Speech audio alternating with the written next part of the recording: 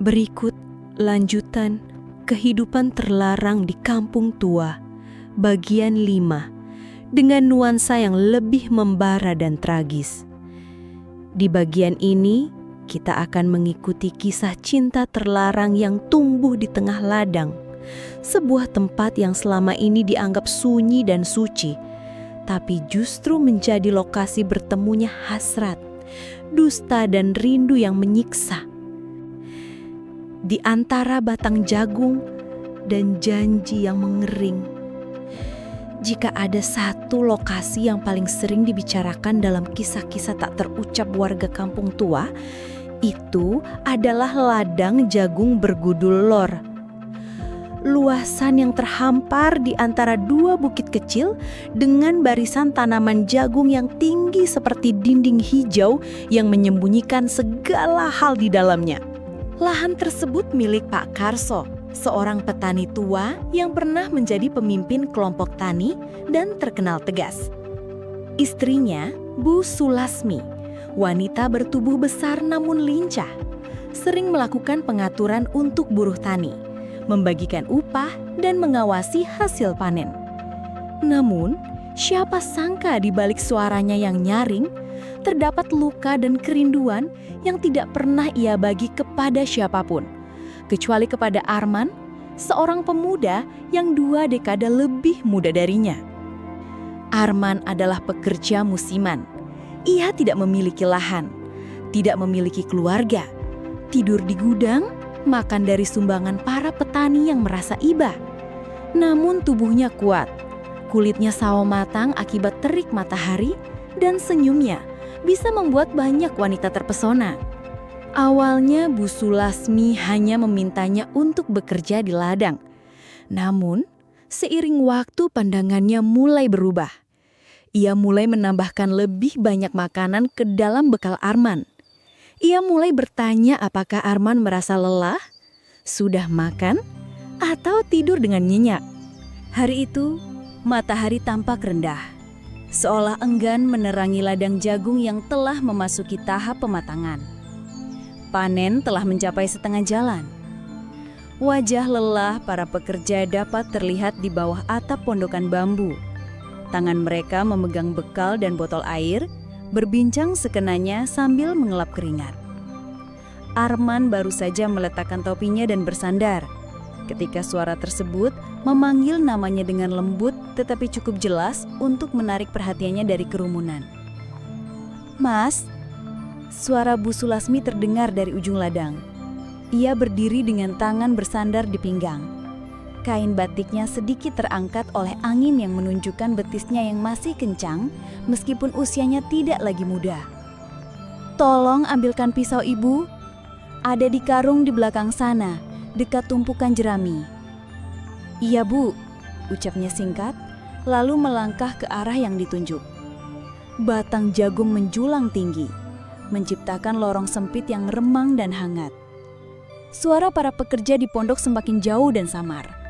Hanya suara jangkrik dan gesekan daun kering yang terdengar. Ia menemukan karung tersebut, namun sebelum ia sempat membungkuk, ia mendengar langkah ringan di belakangnya. Saat ia menoleh, Bu Sulasmi sudah berdiri sangat dekat.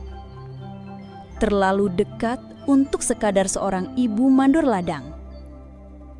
Matanya menatap seolah ingin berucap, tetapi suara tak kunjung keluar. Hanya ada helaan napas yang cepat dan tatapan yang menyimpan banyak makna, kerinduan, kepedihan, dan keberanian yang terpendam cukup lama. Tangannya yang mulai berkerut namun masih lembut menyentuh lengan Arman. Pelan namun tegas. Arman terdiam. Ia bisa saja mundur atau bersuara, namun tubuhnya tetap tak bergerak. Entah karena rasa hormat atau karena tubuhnya sendiri masih bingung untuk menolak atau menerima. Ia mengetahui siapa Bu Sulasmi. Petani beruntung, wanita perkasa, sebut orang-orang. Namun kesepian tidak pernah benar-benar terlihat. Kadang saat sore tiba dan semua pekerja meninggalkan ladang, ia duduk seorang diri di bawah pohon jambu, memandangi langit yang kemerahan, seakan menunggu kehadiran seseorang.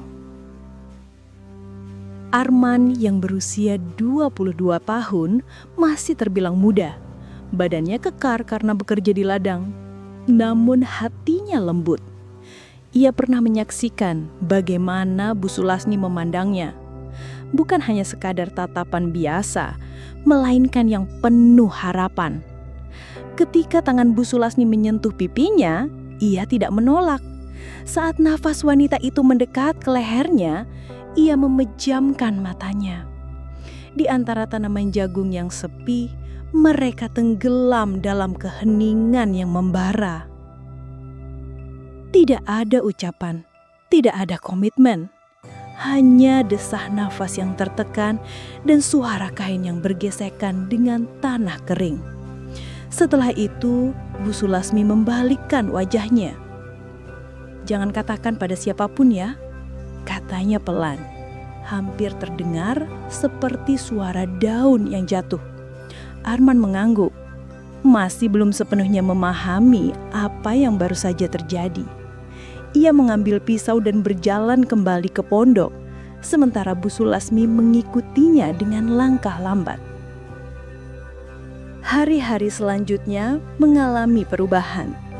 Bu Sulasmi semakin kerap memandangnya saat mereka bekerja, mengantarkan air jahe hangat saat sore tiba, menanyakan apakah ia lelah, apakah tidurnya nyenyak, dan bekal di kantong makanannya selalu lebih banyak dibanding yang lain. Dan meski Arman tidak pernah meminta, ia mulai merindukan pandangan tersebut. Ada sisi dalam dirinya yang merasa dijadikan bagian, diinginkan. Namun ada juga suara kecil yang mengingatkan ini tidak seharusnya terjadi. Itu bukan momen terakhir. Setiap panen, Bu Sulasmi selalu mencari cara agar Arman tetap tinggal lebih lama. Memberikan bonus, menawarkan tempat tidur di lumbung padi yang pintunya mengarah ke rumahnya. Dan setiap malam, pintu rumah itu akan dibuka perlahan-lahan hingga Fajah menyingsing. Pak Karso entah tahu atau berpura-pura tidak tahu. Ia terlalu sibuk mengurus reputasi, terlalu tua untuk mencurigai, dan terlalu lelah untuk peduli. Namun kampung tua tak pernah benar-benar sepi. Desas-desus mulai beredar. Datang dari para wanita buruh yang merasa iri, dari istri petani yang merasa curiga. Tetapi tidak ada yang berani berbicara secara terbuka, karena semua menyadari ada bentuk kekuatan yang melindungi Bu Sulasmi. Bukan kekuatan yang berasal dari jabatan, melainkan dari kisah-kisah yang saling terjalin. Jika kau ungkapkan aibnya, aibmu pun akan terungkap. Ungkap seorang nenek kepada cucunya suatu ketika. Namun semua hal itu tak bisa tersembunyi untuk selamanya. Ladang jagung dan cinta yang tak dapat dipetik.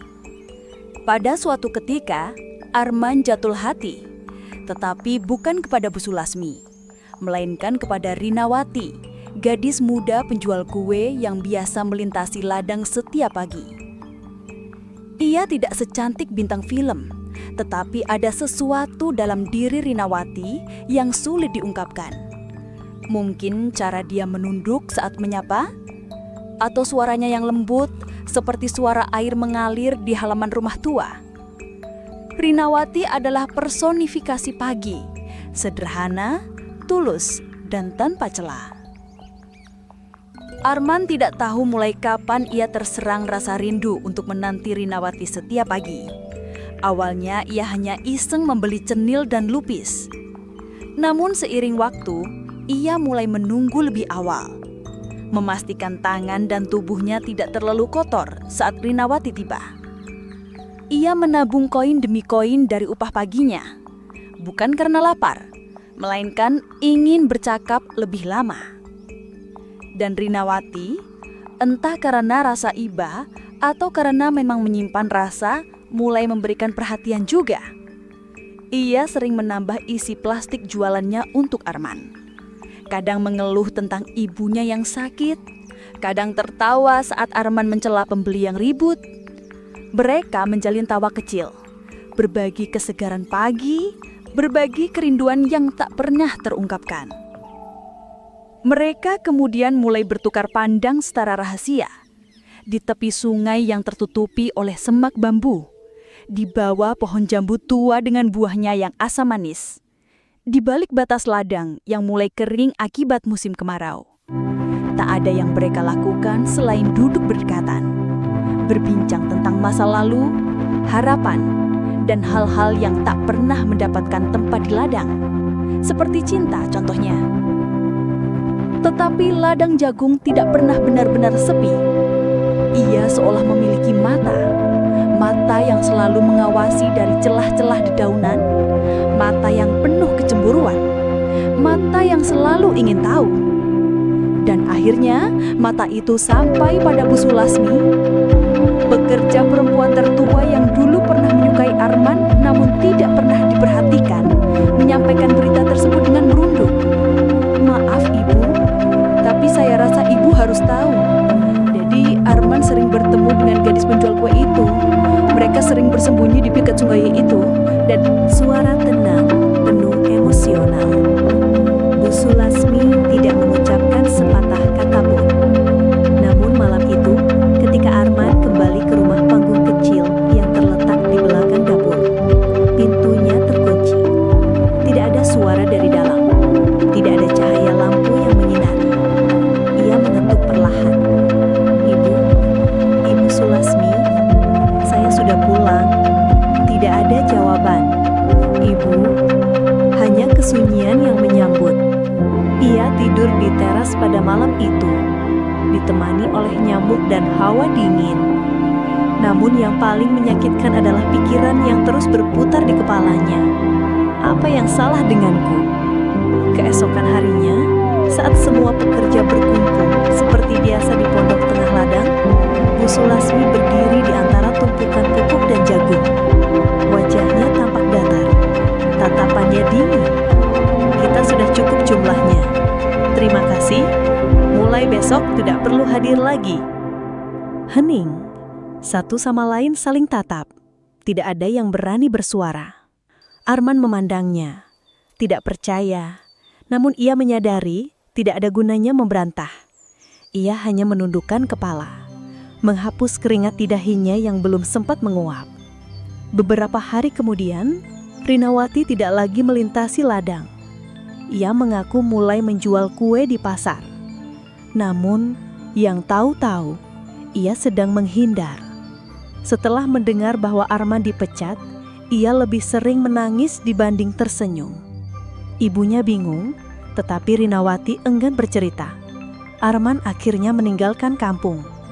Ayah dan ibunya sudah tiada, dan ladang kini tidak memberikan ruang untuknya.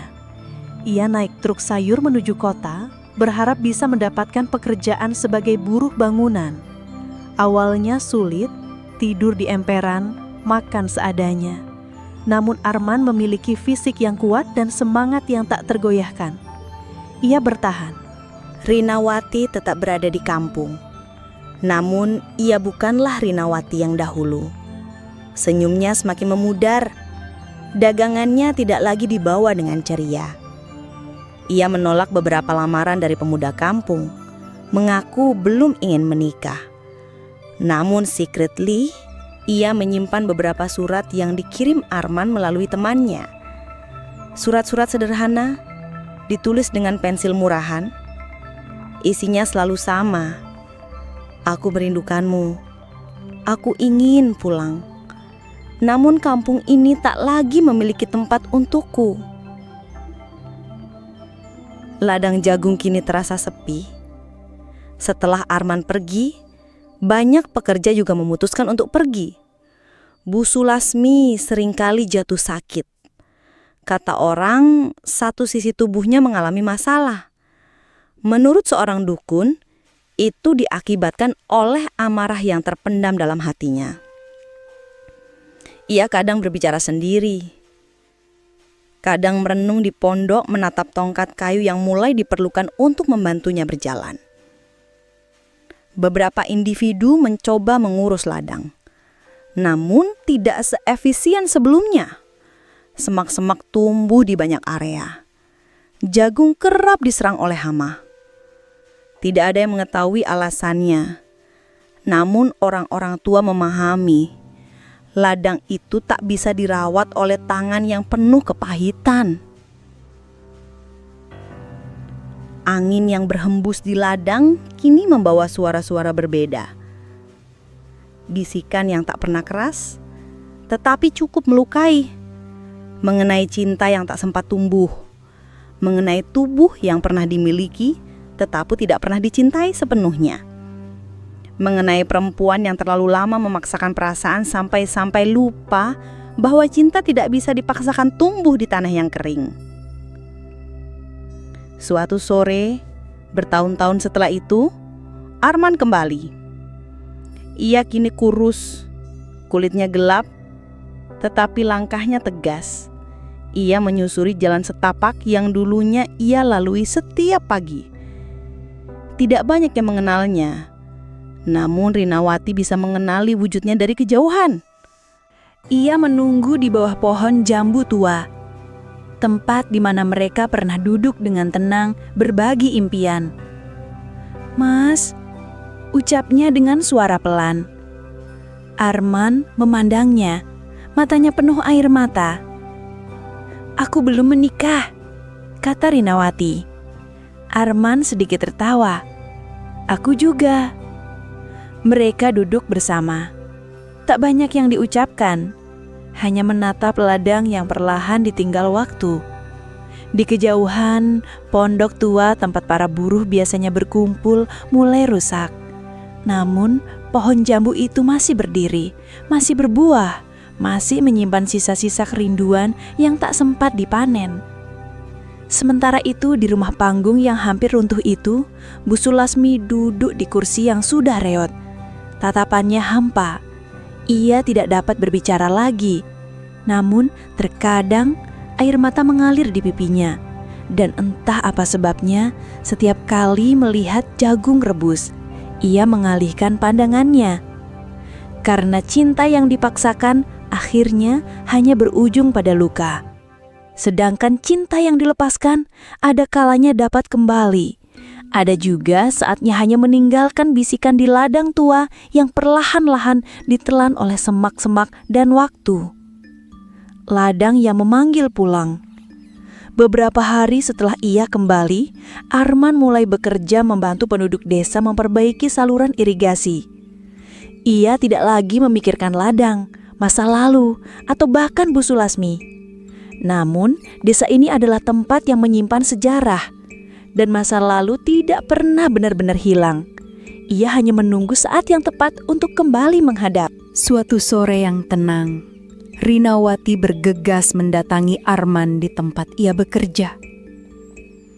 "Mas, Bu Sulasmi mengalami sakit parah. Ia bilang dia ingin bertemu," bisiknya.